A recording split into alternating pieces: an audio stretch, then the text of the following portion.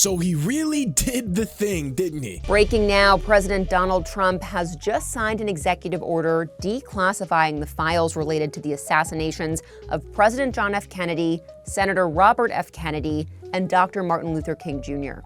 A lot of people are waiting for this for years, for decades, and everything will be revealed.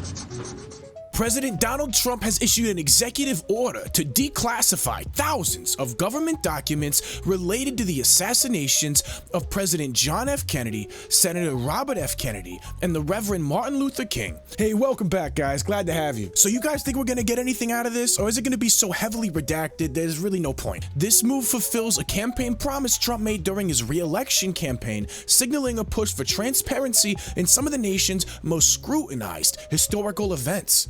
Speaking to reporters on Thursday, Trump stated, "Everything will be revealed." And I'm glad too, because there is so much to question about the official narrative. In the video of Ronald Reagan being shot, the first shot goes off, and within a split second, the president has been whisked away while John Hinckley Jr. vanishes beneath a sea of bodies. Now compare the Kennedy assassination. The first bullet hits JFK in the throat, and the Secret Service does nothing. The second bullet is the headshot that killed Kennedy. 5 seconds passed between the two shots. A high-speed Reagan-style response could have saved the president. Driver William Greer didn't take evasive action. Paul Landis, following the Kennedy car, didn't jump on board and shield the president with his body. The Secret Service guy you see jumping onto the car in the assassination footage, that's Clint Hill, part of the First Lady's detail, fulfilling his duty to protect Jackie. I'm not even sure Lee Harvey Oswald is the one that fired those rounds, for real.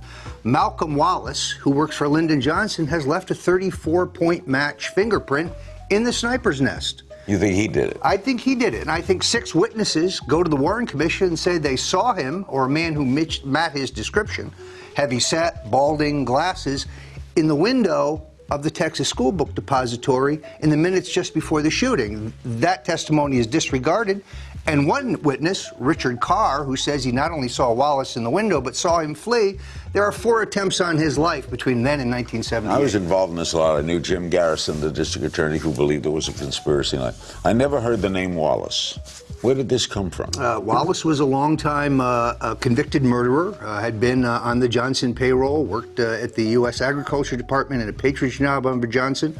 I believe that it is Wallace who is the murderer, for example, of Henry Wallace, the agriculture agent who was investigating the Johnson-Billy Sol Estes investigation. Is he in the Warren Commission report? He was never questioned by the Warren Commission. They disregarded eyewitness testimony that places Wallace on the place because on the 6th floor. Because Wallace was a convicted murderer, his fingerprint file was available, and it matches a print other than Oswald's prints. Hey, like, subscribe, and hit that notification bell for me. I appreciate you. I'm trying to get to 1,000 subs. The executive order, signed in the first week of Trump's second term, directs the Director of National Intelligence and the Attorney General to create a plan within 15 days to declassify the remaining JFK records within 45 days for the RFK and MLK cases. However, it remains unclear when the records will actually be released to the public. And I'm glad he went for all 3 at once, because MLK too, weren't there connections with the FBI potentially being involved in stalking, blackmail, and potentially his ending? From the March on Washington in 1963 up until his assassination in 1968,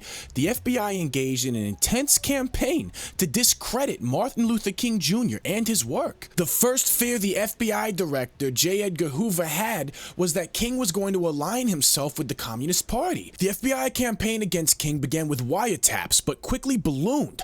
When wiretaps revealed that King was having extramarital affairs, the FBI shifted their focus to uncover all evidence of his infidelity by bugging and taping him in his hotel rooms and paying informants to spy on him.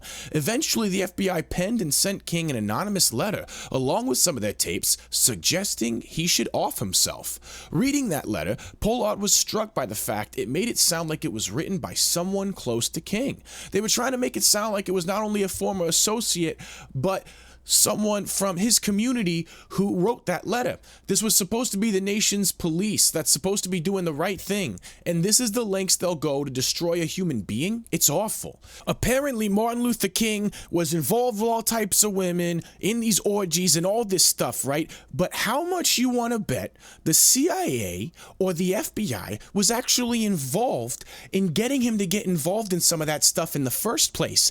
Because just a decade before that, the CIA CIA was running an experiment called Operation Midnight Climax. Imagine walking into a bar in 1950s San Francisco, enjoying a drink, perhaps meeting a charming woman, and heading to a nearby apartment. But what if I told you that what happens next isn't just a wild night out, but the beginning of a secret government experiment? Operation Midnight Climax was established in order to study the effects of LSD on non-consenting individuals. Prostitutes on the CIA's payroll were instructed to lure clients back to the safe houses, where they were surreptitiously plied with a wide range of substances, including LSD, monitored behind one-way glass, while the prostitutes were instructed in the use of post-coital questioning to investigate whether the victims could be convinced to involuntarily reveal secrets while under the influence. The operation was carried out by the CIA as a sub-project of MK Ultra.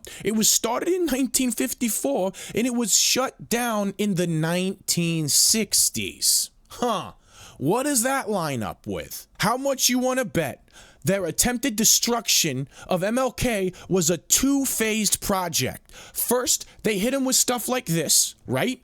Then they have the FBI run their blackmail operations on him second. And how much you want to bet this is a formula that they have since perfected and basically used to control DC? Kind of reminds you about the recent Matt Gaetz controversies that came out, doesn't it? During his first term, Trump pledged to release all records related to JFK's assassination, but withheld some documents, citing national security concerns raised by the CIA and FBI. At the time, Trump appears intent on following through entirely, handing the pen he used to sign the order to Robert F. Kennedy Jr., the nominee for health secretary in his administration and the nephew of President Kennedy. Yeah, well, a lot has changed since that first term. See, during that first term, he didn't understand who comprised the deep state or the entrenched bureaucracy that for decades has been controlling access to information and setting these policies that have nothing to do with benefiting us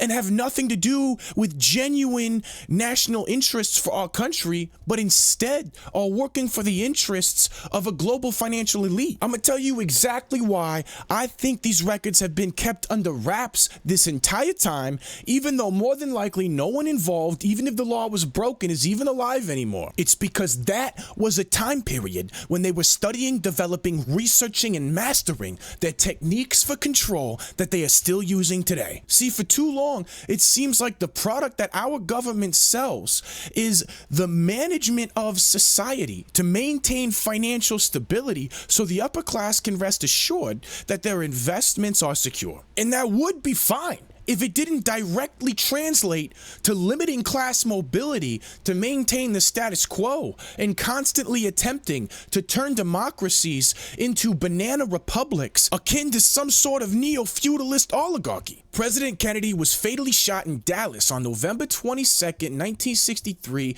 by Lee Harvey Oswald, according to official accounts. I think we went through that earlier. Despite extensive investigations, including the Warren Commission, doubts have persisted about the involvement of additional conspirators. The federal government began collecting assassination-related documents in a single archive during the 1990s. Though millions of pages have been released, researchers estimate that around 3,000 documents, many tied to the CIA, remain classified. Those records could offer new insights or confirm suspicions about intelligence operations during the Cold War, said Larry J. Sabato, director of the University of Virginia Center for Politics. Man, I bet you those records have already been stripped clean decades ago.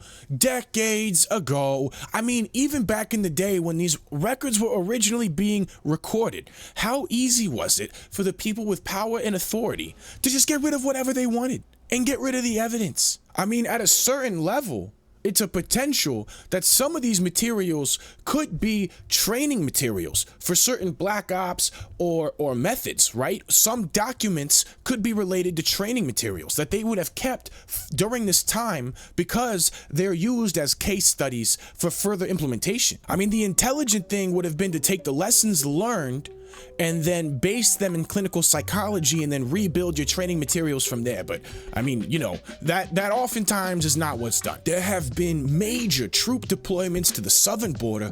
We break down all the details and the ICE raids right up here in this video. Come join us. If you guys want to peep inside the industry of how elites subvert and control our culture, I show you a whole vertical slice and how the entire industry works and the propaganda techniques that they base a lot of their narratives on right here. Check it out, guys.